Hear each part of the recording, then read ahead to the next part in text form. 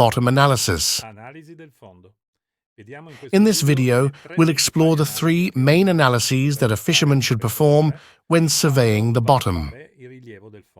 As we've seen, there are two methods, two fundamental ways to set up our machine, our Fishfinder. One involves searching for fish targets, and the other focuses on the bottom. What is the bottom like? The structures? Is there life, or is there none? There are three aspects to focus on. One is certainly the section, that is, the topography of the bottom. Whether it's a flat bottom, steep, if there are wrecks or individual rocks, holes, crevices. The second is definitely checking whether there is life or not. Third, it's crucial to understand if this bottom is soft, meaning mud, or sand, gravel, or directly rock. I'll give you a heads up, a spoiler. It's not discernible from the color we set on our machine because the color changes every time we adjust the gain. So even if we have a strong red color, by lowering the gain a bit, it will become a less intense red, and it won't help much. But let's now see during this video what the settings are. The fundamental things, the most important things we do to see and understand how the bottom is structured where we go fishing. The first thing is the topography. When we navigate with our boat, with the Fishfinder, the first thing we need to evaluate is the topography of the bottom, how the bottom is actually structured. What you see here is a classic image. It's the graphical representation of our Fishfinder. How is it composed? We have this red band, a part above that concerns the entire water column crossed by our ultrasonic waves, and the red part, which is a more prominent part near the bottom, degrading with lighter colors until it becomes light blue, like the bottom color on our Fishfinder display.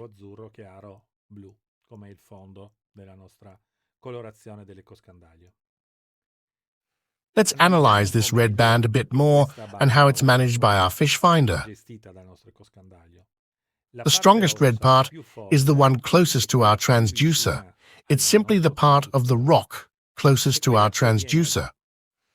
This doesn't necessarily mean it has to be directly under the boat. It could also be a rock to the side, as we'll see later. What we're seeing is the point closest to the transducer. The part below that I'm indicating right now is the part that is always illuminated by our transducer, concerning the lateral part of our cone, which is normally farther away on a flat bottom, hence the increase in meters on the scale. Currently, I'm using a specific color palette with a clutter setting, an intensity color, you could say, configured in a way to represent the bottom in the best way possible, while the targets remain somewhat hidden. This is fine for me because I'm currently trying to analyze the bottom, so if your tool allows it, look for a palette with colors that highlight different shades of red. This won't help us understand how hard the bottom is, but it can certainly help us understand if there are rocks or other elements nearby. Let's continue, and you'll understand even better. Let's pretend we're analyzing this point, and I remind you, if you've watched the other videos, you should already know by heart that what we see on our Fishfinder is just the memory of what was at the baseline 0. Here, the time is 0, so it's what our Fishfinder sees at that moment when we're passing with the boat. Everything to the left is the memory of what has passed, so 30 seconds ago, 40 seconds ago. At this point, what did I see? What did the Fishfinder see? It saw a higher point, another point halfway, let's say. And after the end of our entire echogram, as we mentioned earlier, this is certainly the point closest to the transducer, and this is another bottom, a second bottom that is well defined because there is a very strong reflection.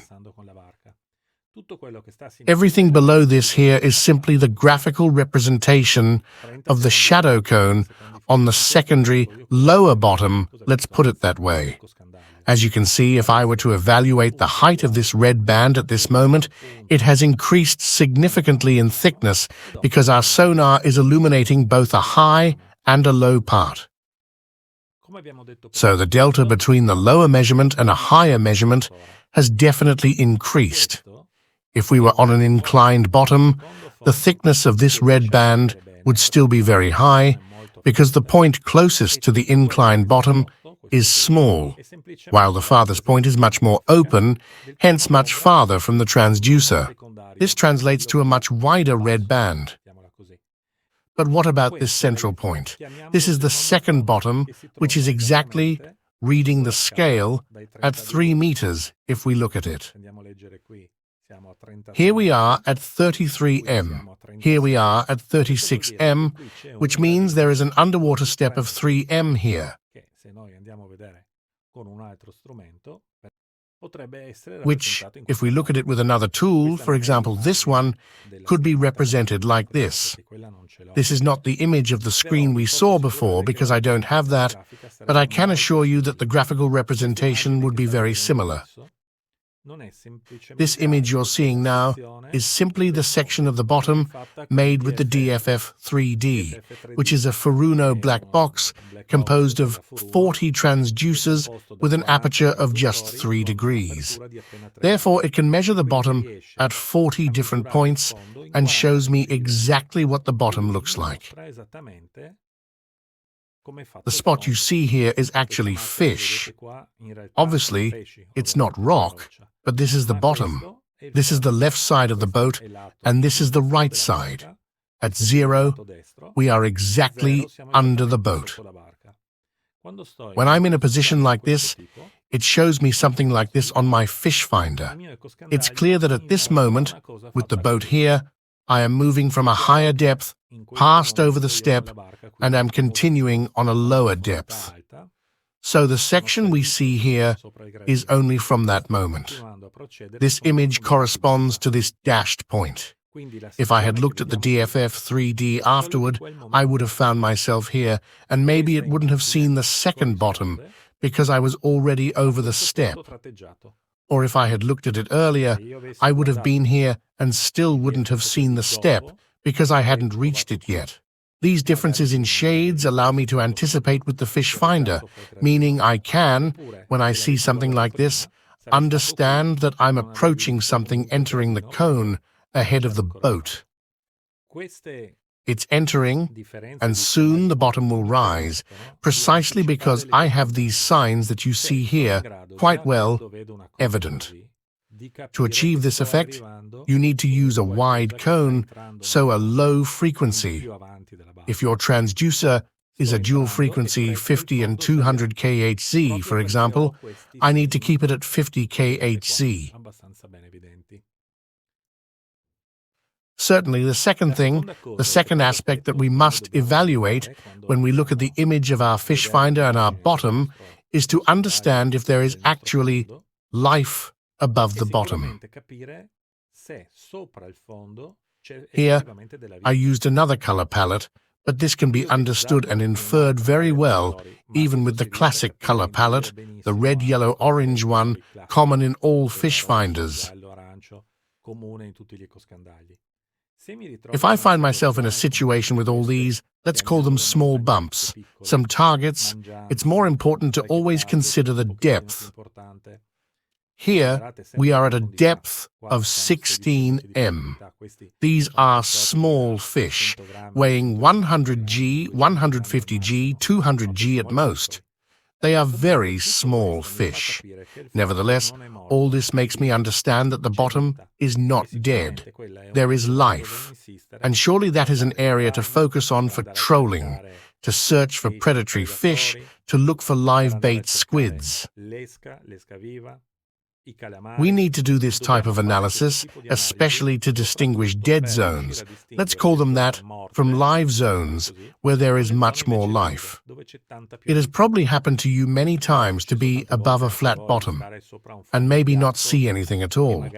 It's useless to troll in a situation like that, because it will be really difficult to catch anything. You always have to look for a bottom that has a structure similar to this, possibly deeper, 20, 30, 40, 50 m, but still with many life forms. This will allow us to optimize fishing and have many more possibilities. So, the topography of the bottom is definitely important. How it is structured, whether there are crevices, whether there are steps, which are also very important.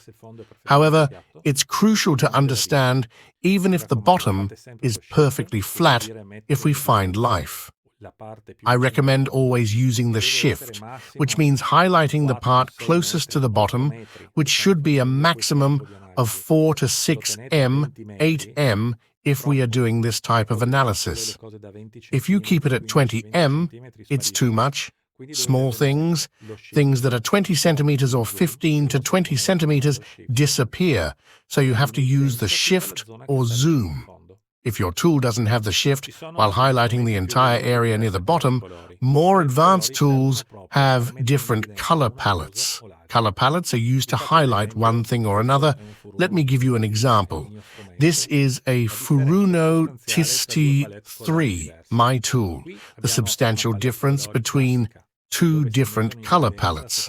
Here we have a classic color palette where fish are mainly highlighted because the entire strong gain response is colored green.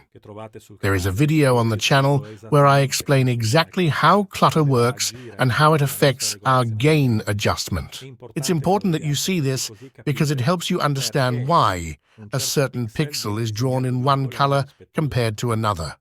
Here, you can see well by changing the clutter settings automatically when I change the color palette. I have a situation where I highlight the targets, and immediately after, a situation where I highlight the bottom structures. In fact, the bottom is represented with many colors, so I have more analysis possibilities. It's important to understand this because it allows me to anticipate things when I'm fishing, and I can also find wrecks that are not right under the boat.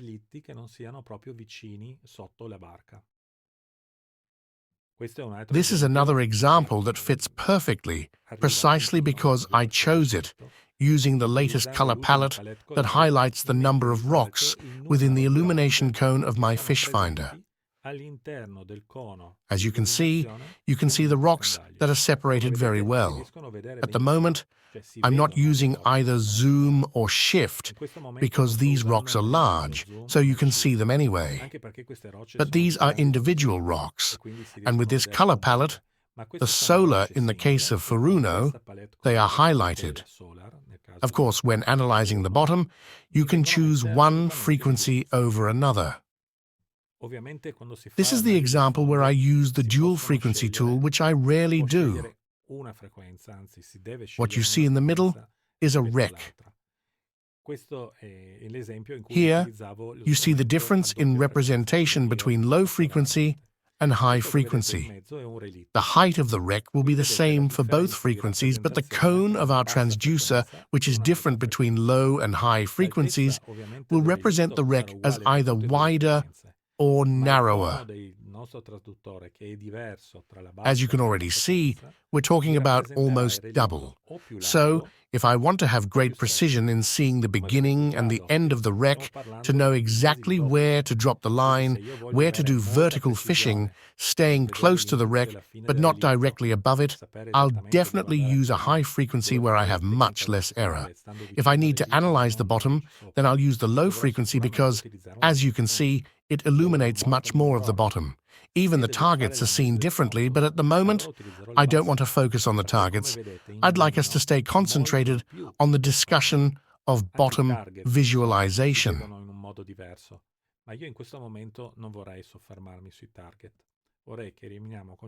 Here you see exactly the same bottom because this is a dual frequency. So what the low frequency sees, the high frequency also sees. But you can see the difference in thickness, which is not due to the fact that low frequencies penetrate deeper and high frequencies less. It's simply the area illuminated by our transducer that is different. Here is a smaller, narrower area, so the difference in distance from the transducer to the bottom is less. Here, I have a larger area, so the difference in distance is greater, and I'll have a thicker bottom.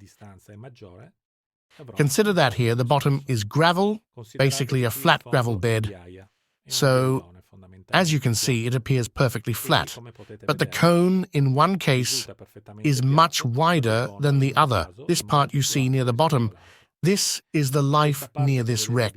This is a quite lively bottom, not a dead bottom, and it is assessed very well with low frequency rather than high.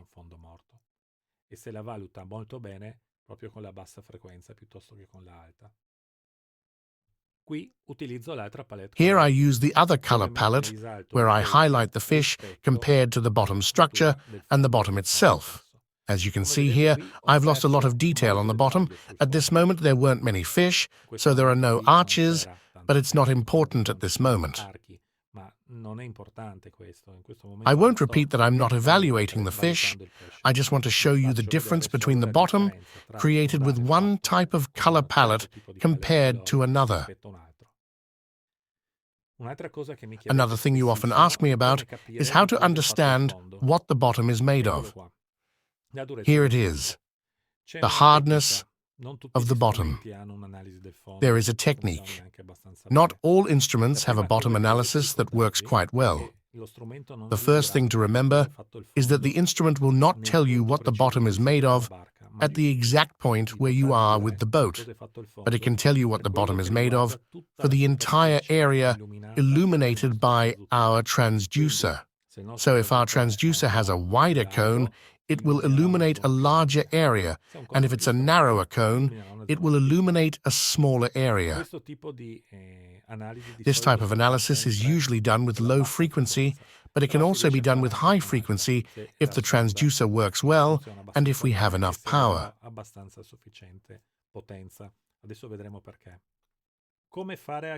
Now, we will see how to understand what the bottom is made of, whether it is hard or not. We saw earlier that it doesn't concern the color of the band, absolutely not even the thickness of the band. So how do we do it? Well, there's a trick. The simplest system to understand if the bottom is hard or not is to set the scale manually, widen the scale up to 3-4 times the depth at which we are. In the example, we are at 10 m great. Let's bring the scale up to 40. At this point, 3 bottoms will appear on our screen, provided our instrument is powerful enough, determined practically by the reflection of sound waves on the sea surface. Oh, another thing, this type of analysis can be done in calm seas. If the sea is very rough, unfortunately, it cannot be done because the reflection does not occur well on the surface. In principle, how does it work? I start with a wave from the transducer. This is reflected from the bottom, returns to the surface, is reflected back to the bottom, and comes back up. With powerful enough instruments, we can go up to 3 bottoms. 4 is very difficult, 3 is possible, 2 can be done by practically all.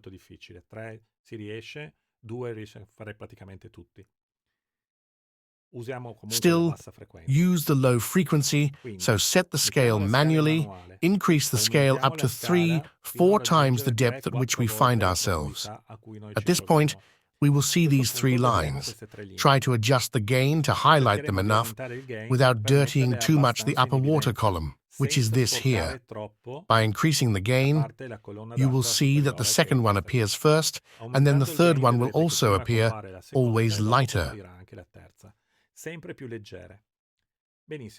Great, at this point, we have calibrated the instrument. For what?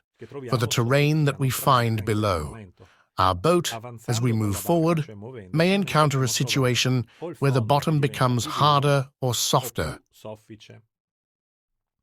So we will find ourselves in a situation like this without touching the gain, which must also be set manually, of course, and without touching the scale.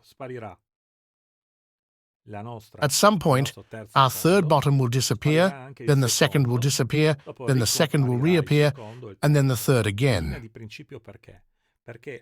In principle, why? Because depending on how hard or soft the bottom is, the instrument will either add or remove a bottom line, because soft bottoms absorb the return echo, while harder bottoms, like rocks, reflect the signal. Without touching the gain, I repeat, while softer bottoms start to absorb the return echo, really hard bottoms, like rocks, reflect all three times. So for a soft bottom, meaning mud or sand, we will only have our bottom line, and everything below will disappear. If we have two bottoms, it means we have an average hardness, like gravel or pebbles. With rocks, of course, we can reflect 3 times. This means that when we calibrate our Fishfinder for this analysis, we try to be above rocks. We can stay still with the boat above the rocks, even better, calibrate perfectly, and put the third bottom that appears and disappears, knowing that it is the maximum hardness. Going over gravel, sand, or mud, we will gradually see the second or third bottom disappear, and this will tell us, be careful, we are fishing on hard, medium, or soft ground, on sand or mud. This works well in the upper Adriatic because it is not all uniform. There are areas with pebbles, sand, and even if it's flat, a rugged bottom cannot be mud or sand. It will definitely be rock. If we have a medium bottom, it can be a bit more challenging because we can have accumulations of gravel or even very compact mud, which still gives us a certain thickness of the red line, but definitely does not correspond to rock. If we go over very soft bottoms, we find flat bottoms, but even there can be real islands of rock, sand, or mud. And I can assure you that a flat rock island on a mud bottom is always full of fish, meaning you can fish very well, much better. Here you can find another video that I think might interest you, and we'll see you soon on the channel. Goodbye, guys.